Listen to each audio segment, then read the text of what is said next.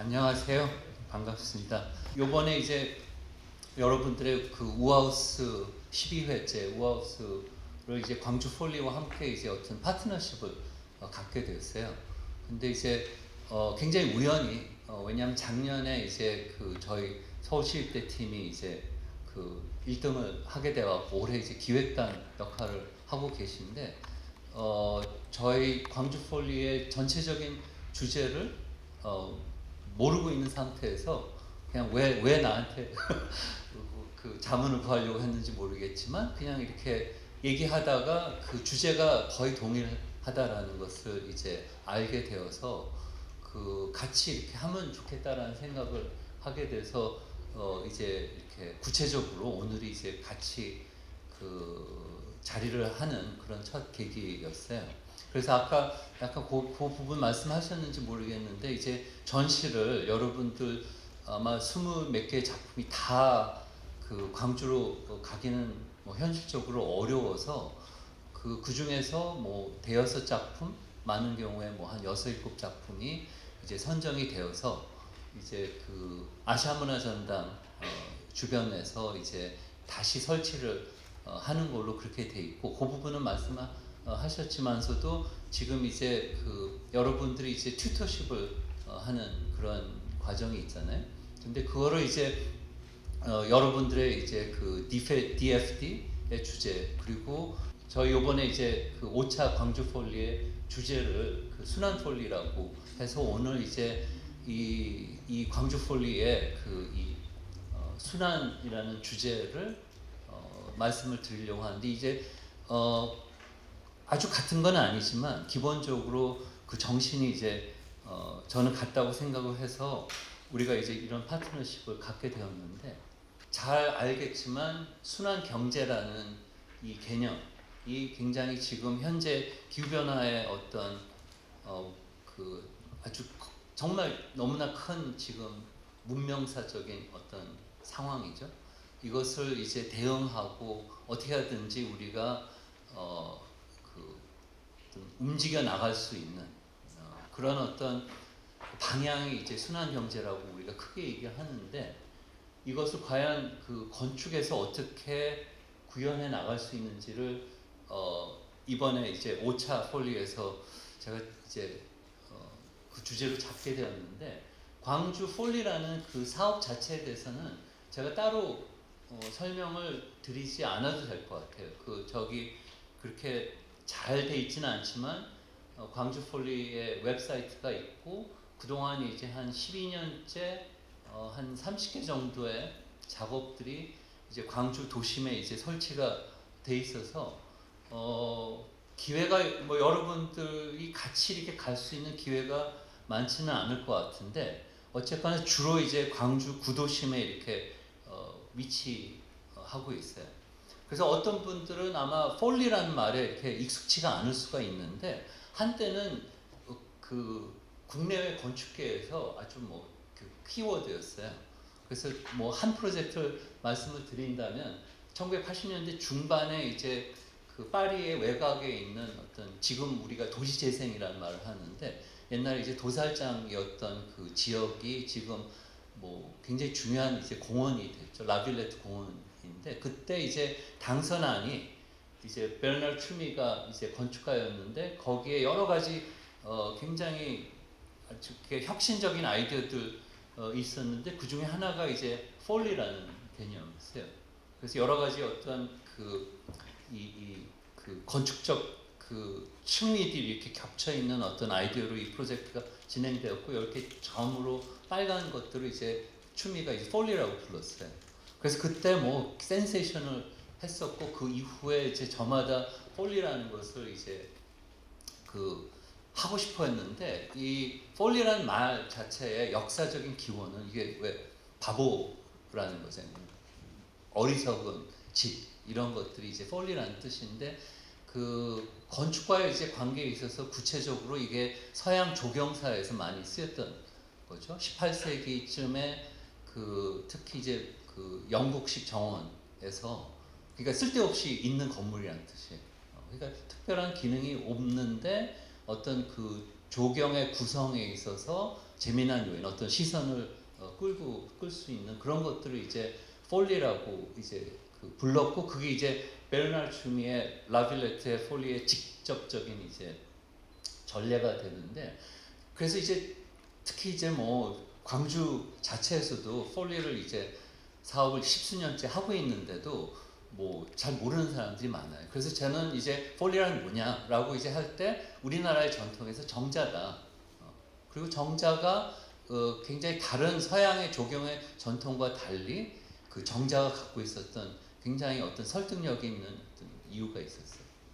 그러니까 이제 아무 기능이 없다고 말하기는 적절치 않죠. 여기에서 특히 이제 선비 문화, 조선 시대 때 여기는 이거는 광주니까 그 담양에 있는 소세원이라는 우리나라의 가장 아름다운 정원이 있는 곳이에요. 여기에 이제 그 광풍각이라는 이제 정자인데, 여기서 이제 그게 커뮤니티에서 얼마나 넓게 이제 공유하고 있느냐는 것은 뭐 상대적인 거지만, 여기에 이제 사람들이 모여갖고 뭐 예술과 문화와 뭐 정치를 논하고 공유했던, 그래서 그 서양의 폴리의 전통은 상당히 이렇게 폐쇄적이었어요. 어떤 뭐 돈 많은 군주가 자기 정원에 이렇게 설치했다면, 우리나라의 정자 문화는 기본적으로 열려 있는 문화였어요.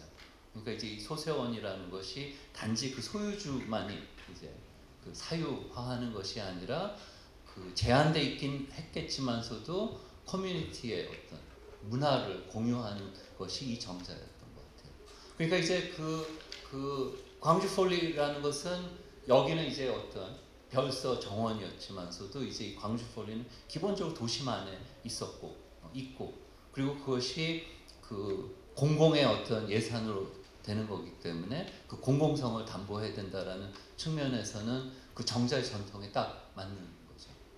근데 이제 그것은 기본적으로 저는 뭐 폴리를 할 때 그 어떤 공통된 전제라면, 제가 이제 그 기존에 있는 뭐 그것이 얼마나 성공적이냐 하는 것은 뭐 저마다 굉장히 달라요. 가령 지금 그 30개 폴리 중에서 가장 인기 있다라는 것이에요. 그래서 문훈 건축가하고 그 다음에 리얼리티스 유나이티드가 협업해서 이제 옥상에 만들어졌던 거고, 이제 뭐 이렇게 인스타그래머블한 공간으로서 되게 이제 인기가 좋대요. 그리고 이제 여기서 보면 아시아문화전당의 전망이 굉장히 좋아서 사람들이 이제 데이트도 하고 그런 거로 가 있어요. 그리고 뭐 그 굉장히 유명한 건축가들 또 참여하고 뭐 그래요. 그런데 이제 저는 이제 이 제안을 받았을 때 광주 폴리 총감독 하겠느냐라고 했을 때 그 굉장히 고민이 있었던 거예요. 이거를 그러니까 하느냐 영광이죠. 그런 제안을 받았다는 것 자체는 굉장히 그지만, 어떻게 해야 되는지를 알아야지 그걸 맡을 거라고 저는 생각했어요.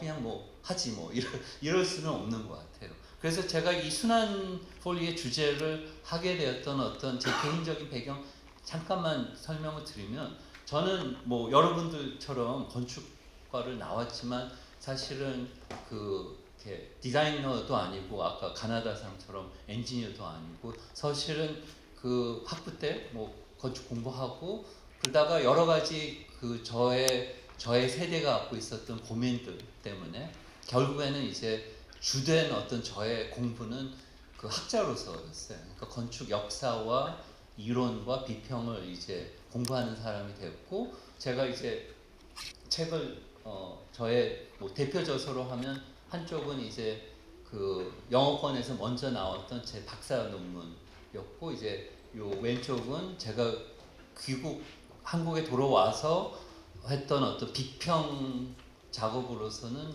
그 중요했던 그 책을 보여주는 건데, 기본적으로 저는 이제 그 건축가의 어떤 작업, 건축가는 어떻게 디자인을 하는가라는 것에 이제 관심을 갖게 됐어요. 왜냐하면 제가 여러분들의 나이 있을 때 아무도 나한테 설계를 어떻게 하는지 가르쳐주지 않았어요. 여러분들은 상상하기 좀 어려운데 한국의 상당한 세대는 아무도 가르쳐주지 않았어요. 그래서 그런 어떤 뭐 저의 성장 과정에서 건축가 작업에 대한 그거를 이제 디시플린이라고 부르는데, 그것을 그 저의 주된 어떤 학문적 관심이었어요.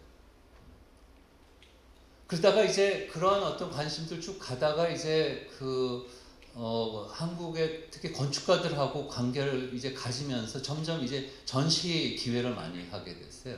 그래서 이제 특히 이 전시가 이제 큰 상을 받았어요. 이게 이제 그 황금사자상이라는 걸 받아갖고 어느 순간부터 제가 이제 큐레이터로 이렇게 인식이 됐어요. 저런 책들 낼 때는 아무도 관심을 안 갖더니 이 전시를 하다가 이제 뭐 상 받으니까 저 배영민은 전시 큐레이터인가 보다 하면서 좋은 기회들이 이제 많아지는 거고, 한 가지 저의 개인적인 어떤 그 성장 과정에서 보면 그 학자일 때보다 이 이제 주제 폭이 훨씬 더 넓어져요. 그러니까 학자가 논문을 쓰고 이제 뭐 저서를 이제 하려면 되게 정말 깊이 파야지만 그게 이제 인정이 되는 거기 때문에 학자는 되게 좀 좁게 가는 수밖에 없어요. 그게 이제 뭐 엔지니어든 저와 같은 인문학적인 그런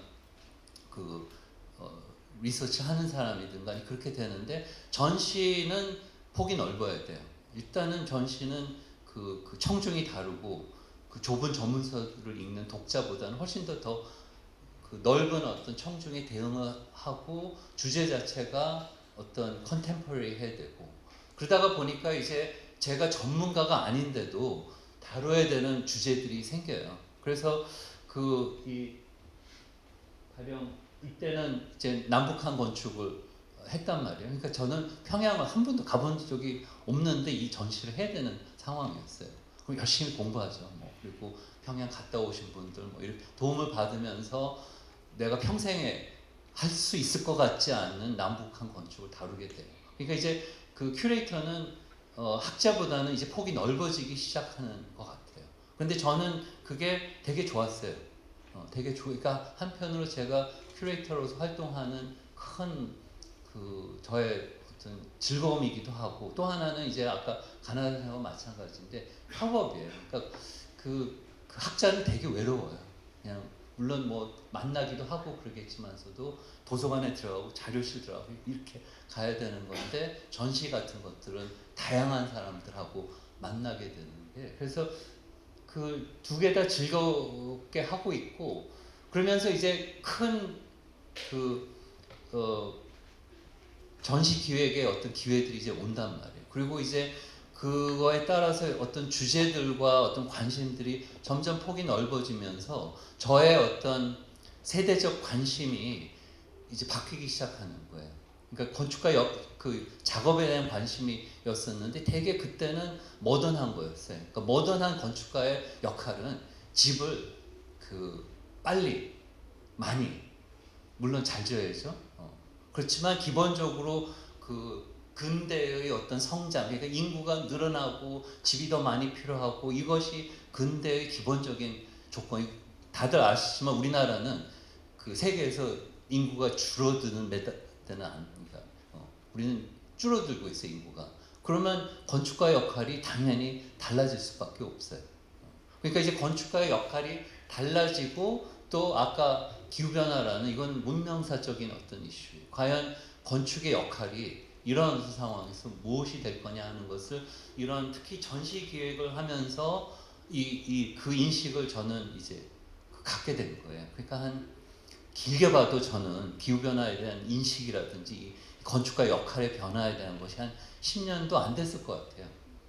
근데 이제 그러니까 제가 성장하면서 건축가 역할에 대한 관심을 유지하지만서도 이제 시대가 바뀌었고 새로운 어떤 문제를 건축이 어떻게 대응해야 되느냐 하는 것이 기본적으로 저의 이제 관심이 되었는데, 제가 그거를 학자적으로 접근하기에는 이게 이제 그렇지만 기획자로서는 뭐 이런 1회였죠. 서울도시건축 비엔날에서 공유도시의 주제라든지 이런 걸 하면서 이제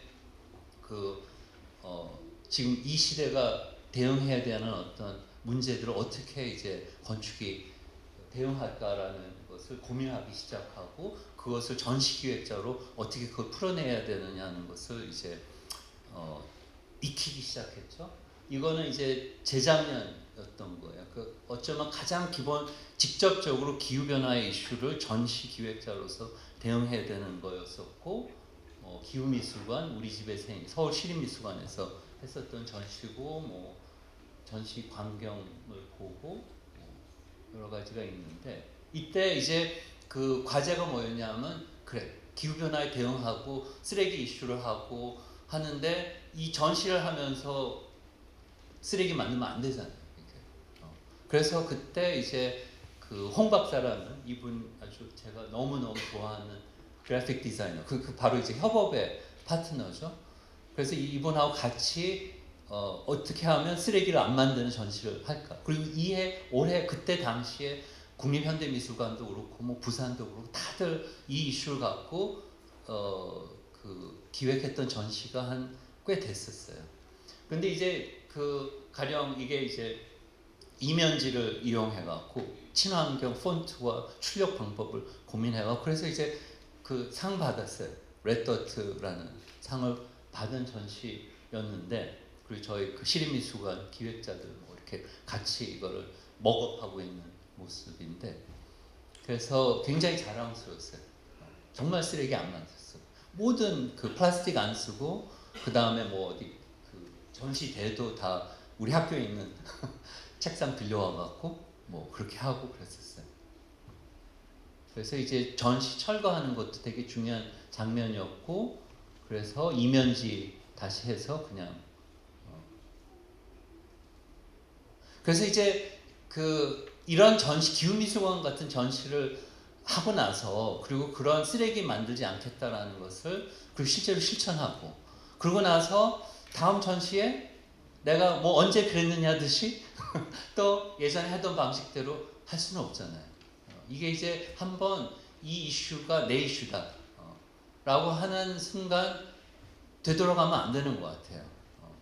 그래서 이제 그 기본적으로 과연 이런 류의 어떤 관심과 이제 그 리서치가 계속돼야 되는 거예요. 그러니까 그 전시 기획자로서 어떻게 하면 이제 그 쓰레기 만들지 않는 전시에 대한 어떤 기법 같은 것들을 계속 개발해야 돼요. 이번에 이면지 사용한다든지 뭐 되게 세밀한 것들이 있는데 그게 축적이 되겠다라고 생각했어요. 근데 그런 상황에서 광주 폴리 총감독 하겠냐라고 하는데 집을 져야 된단 말이에요. 게다가 폴리라는 것이 이거는 전통적으로는 기능이 없는, 그러니까 괜히 짓는 거야. 쉽게 얘기해서. 그러면 되나? 내가 이런 기후변화에 대응하는 어떤 것을 고민하는 사람으로서 있어도 되고 없어도 되는 집을 지어도 되나? 그 명분은 어떻게 이거를 그 명분을 만들 건가? 집을 지어야 되는 건데. 그래서 이제 그 고민을 하다가 그러면 어떻게 집을 짓느냐에 대한 어떤 실험을 해보자. 그래서 제가 이제 순환이 강의 제목을 실험이라고 했던 이유가 순환 경제라는 것이 굉장히 부분적으로 일어나고 있어요. 그거는 지금 가령 예를 들어서 재료 중에서 가장 순환이 잘 되는 게 가령 알루미늄이에요. 알루미늄 깡통. 그건 거의 100% 재활용이 돼요. 그 이유는 굉장히 간단해요. 그러니까 새로 그 자원을 캐갖고 알루미늄 만드는 것보다 알루미늄의 그거를 재활용하는 것이 훨씬 더 경제적이에요. 그러니까 그거는 산업이 그 재활용 순환 시스템으로 돌아가는 것이고, 전혀 안 되는 뭐 가령 건설 쪽에 일부 콘크리트가 되지만서도 그거는 굉장히 지금 어려워요. 이게 경제적으로 이게 안 돌아가요.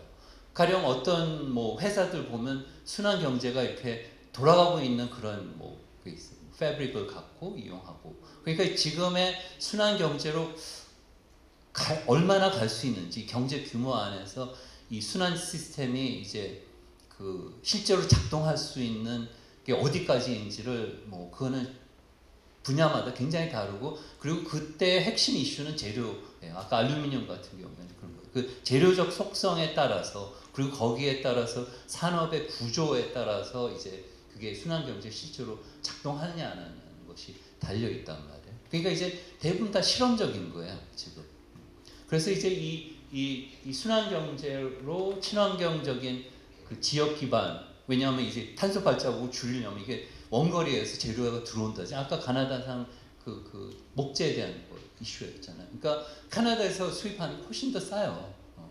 그런데 그리고 그것까지 요즘 계산해요. 이제 이 운송에 따른 그 탄소 비용까지 다 계산해갖고 뭐 요즘 뭐 왜 탄소 제로에 뭐 그걸 하잖아요. 근데 원칙적으로는 이제 이 탄소 운송에 따른 탄소 발자국을 줄여야지 최대한. 그러니까 이제 그런 류의 이슈들이 그 산업마다 그냥 깊이 내재해 있어요. 아까 이제 지금 그래서 저희가 지금 명분으로는 이게 지켜질 수가 없죠. 하지만 기본적으로 이제 광주 지역에서 한 200km죠 지금 저 제주도까지 하고 좁게 그 남해안 일대까지 하면 100km 안에서 재료를 수급해갖고 이제 그 폴리를 짓겠다 이렇게 주장은 하지만 현실적으로는 그게 불가능해요. 그러면 이제 불가능했을 때는 왜 이게 불가능하냐? 이 산업의 구조가 뭐 어떻길래 그 장성에 편백나무를 쓰고 싶은데 쓸 수가 없어요. 그거는. 그러면 뭐 긴 비전에서 우리나라의 목재 산업이라는 것이 가능하냐? 뭐 이런 여러 가지 이슈들을 제기하는 것이 중요하다고 생각을 했어요.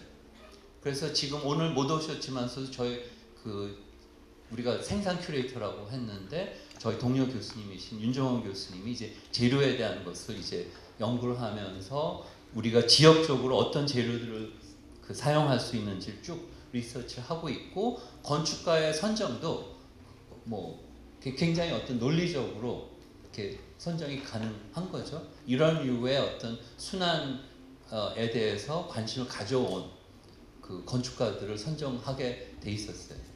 그래서 이제 가령 여러분들이 앞으로 튜토리얼에서 우리의 용어로는 재료 실험실이라고 붙이기로 했어요. 그래서 여러분들의 튜토리얼을 전통적인 어떤 설계 크리틱처럼 제가 이렇게 계속 스트레스를 주고 있어요. 기획단한테 이거를 이렇게 뭐 이렇게 핀업해갖고 뭐 디자인 설명하고 그럼 튜터들이 이렇게 보고 뭐라고 이렇게 하는 그런 것이 아니라 아까 가나다상의 역시 스피리트가 전해져 온 것 같은데 같이 고민하는 거죠. 그리고 그건 굉장히 구체적인 거예요. 이렇게 추상적인 어떤 개념이라기보다는 그 재료의 속성, 디테일의 속성, 이게 과연 이게 지어졌을 때 어떻게 반응할 건가, 사회와의 반응, 그 재료의 속성 이런 것들을 이제 함께 고민하는 그런 어떤 분들이 이제 되리라고 생각을 해요. 그래서 이제 런던의 어셈블 스튜디오, 브러셀스에 있는 BC 아키텍스, 남프랑스에 기반을 두고 있는 아틀리에 루마가 이제 한 팀이 되고 이들의 그 프로젝트는 리서치 기반인 거예요. 처음에 이제 지역 기반의 그 재료들을 탐구하고 물론 현장에 있죠.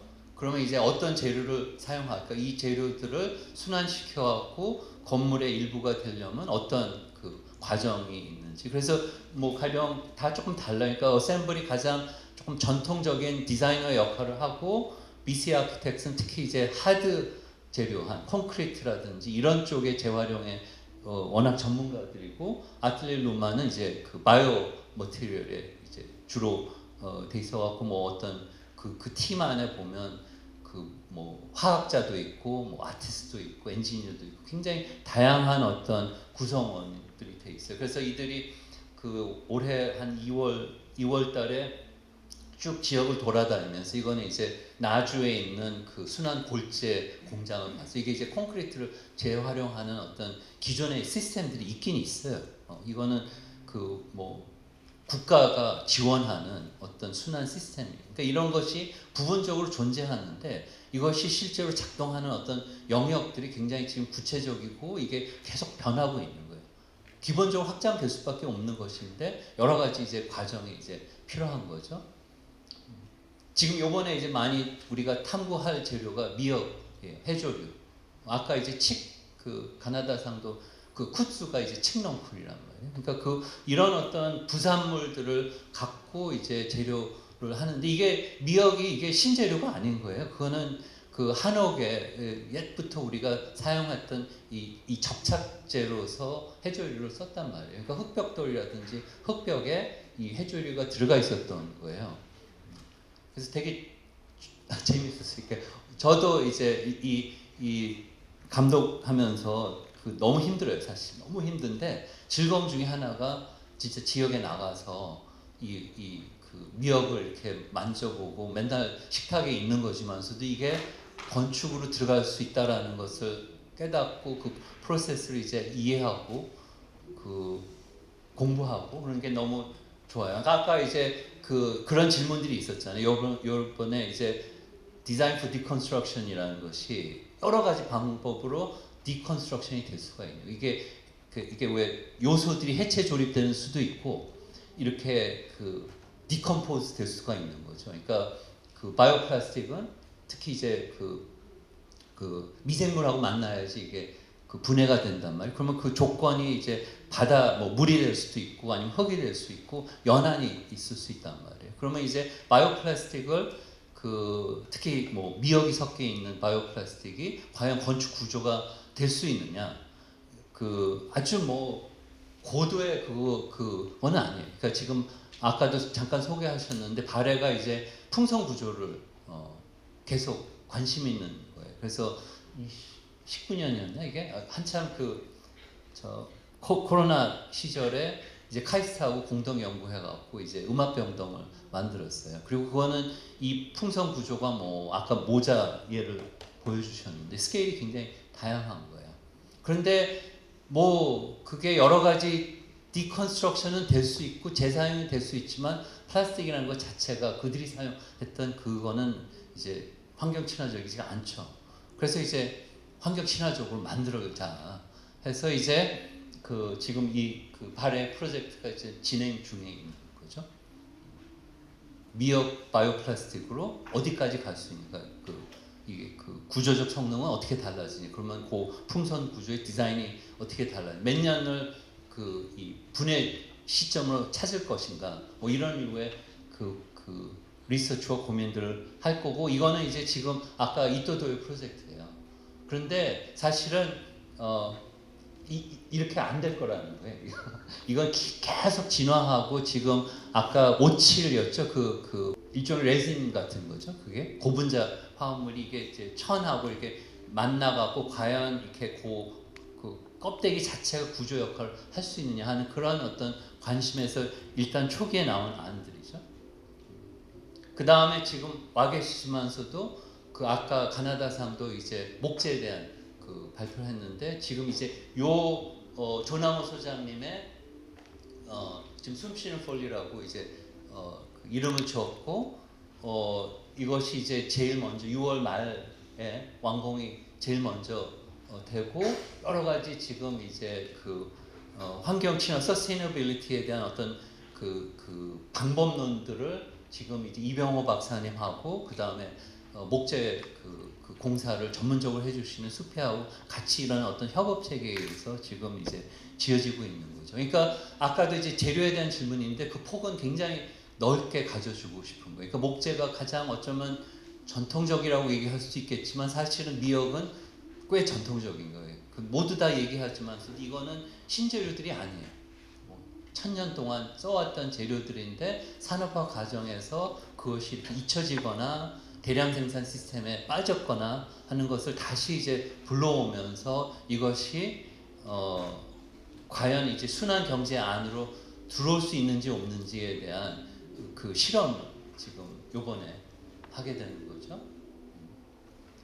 조금 있다가 아마 같이 얘기를 나눌 기회가 있을 것 같은데 그래서 이제 너무 장성 편백을 너무 쓰고 싶은 거예요. 그거는 저의 순진한 마음이에요. 왜냐하면 바로 20km 가면 편백나무로 유명한 장성이 있는데 이것을 쓰기가 거의 불가능한 거예요. 근데 부분적으로 억지로 쓰신 거예요.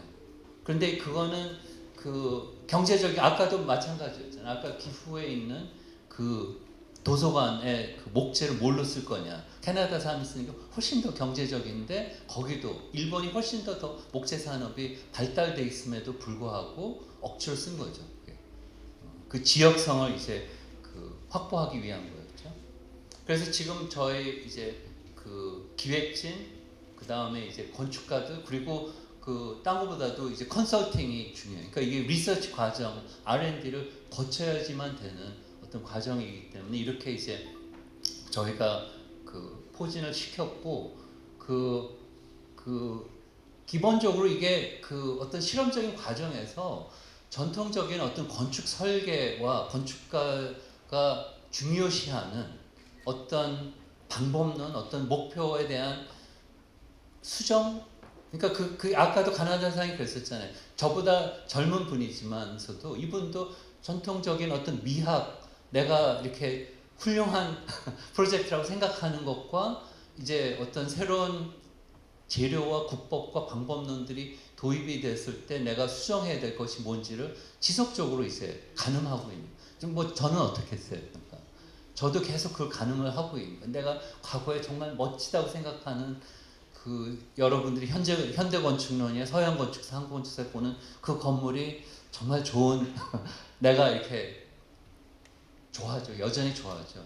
그러니까 이제 그 전통적인 어떤 건축의 미학과 규범들이 이런 새로운 조건에서 그 어떻게 바뀔 건가 하는 것은 역시 실험적인 거예요. 저도 그 답이 없어요.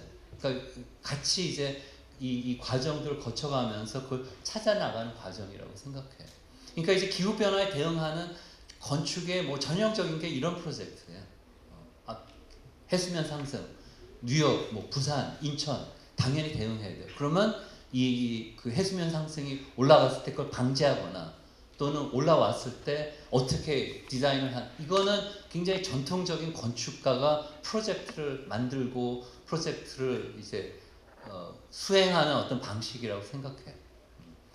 이런 것도 있고 그 다음에 온갖 기술적인 그 해결책도 있어요. 뭐 지금 굉장히 논란이 되고 있지만 그 카본 캡처로 뭐 이거를 한다. 뭐 근데 그러니까 굉장히 복합적으로 대응될 수밖에 없는 것 같아요.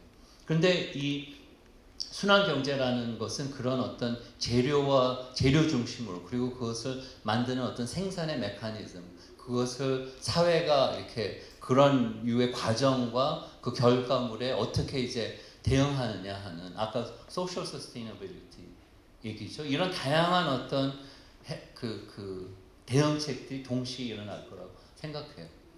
그러니까 달라진 거는 확실히 예전에 어떤 전환기에 저도 이제 역사가니까 이제 역사로 이제 보죠. 한 100년 전쯤에 이 시대가 변할 거라는 것을 누구나 이제 앞서 있는 사람들이 그 인식하고 거기에 건축적인 어떤 안을 제시했는데 그때 그림은 이제 총체적인 그림을 보여줬던 거예요. 이 미래 사회는 이렇게 변해야 돼. 그 도시 모습이 이런 거야. 이런 것이 이제 사람의 삶의 양식이라고 하는 어떤 그림을 보여줬던 게 그들의 어떤 대응 방법이었어요. 근데 저는 그게 이제 불가능하다고 생각해요. 뭐 이렇게 이게 그 50년 후에 온도가 1.5도가 올라갔을 때 이미 그 기정사실인 것 같아요. 도저히 그걸 막을 수가 없어요. 그러면 거기에 대응해서 미래 사회의 비전, 그때 건축의 모습 이런 거를 보여주는 게 우리의 역할인가? 그게 아니고 저는 지금 움직이려면 그 실험적인 자세가 필요한 것 같아요. 한번 해보고 계속 이것저것 그 탐색해보고 그게 이제 광주 폴리가 이번에 순환 폴리가 하려고 하는 거예요. 근데 실제로 굉장히 힘들어요. 이거 참 오늘 처음 보여요. 우리가 EIP가 이제 나왔어요. 그래서 디자인 그래픽이 나왔는데 이렇게 계속 이렇게 좀 움직이면서 이거 해보고 부분적이라 할지 모르겠지만 이렇게 움직일 수 있다는 것 자체가 뭔가를 한번 해볼 수 있다는 것이 너무 소중한 것 같아요. 그게 즐거움이라고 생각을 해요. 그래서 굉장히 심각한 위기지만서도 우리가 거기서 건축가로서 건축인으로서 할 수 있는 그런 어떤 그 가능성이 있다라는 것은 너무 다행스러운 일인 것 같아요. 그래서 함께 이제 이번에 그 이렇게 갈 수 있게 돼서 너무 기쁘고 앞으로 여러분들을 다양한 그런 어떤 뭐 재료 실험실이라고 우리가 부르는 상황들, 튜토리얼들, 전시에서 이렇게 같이 할 수 있는 것을 기대하면서 제 강연을 마치도록 하겠습니다. 감사합니다.